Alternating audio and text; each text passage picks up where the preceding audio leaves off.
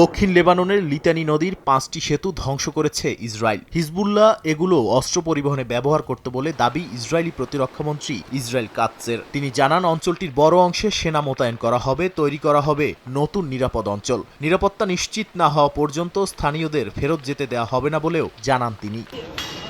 3 সপ্তাহ ধরে ইসরায়েলের হামলায় লেবাননে 1072 জন নিহত হয়েছেন। তাদের মধ্যে অন্তত 121 শিশু ও 42 জন স্বাস্থ্যকর্মী রয়েছেন। 10 লাখের বেশি মানুষ বাস্তুচ্যুত হওয়ায় মানবিক সংকট বেড়েই চলেছে।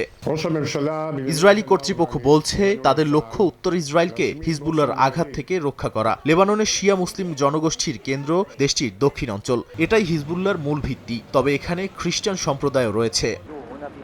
আবারও লড়াই করার প্রস্তুতি নিয়েছে হিজবুল্লাহ। সংগঠনটির শীর্ষ কর্মকর্তা হাসান ফজলুল্লাহ বলেছেন, এটি অস্তিত্বের জন্য হুমকি এবং তাদের কোনো বিকল্প নেই। এই আগ্রাসন মোকাবিলা করতে ভূমিকে ধরে রাখতে হবে বলেও জানান তিনি। বিশ্লেষকরা বলছেন, দুই পক্ষের সাম্প্রতিক অবস্থান অঞ্চলটিতে সংঘাতের ঝুঁকি আরও বাড়িয়েছে। নাদিম মারজান, সময় সংবাদ।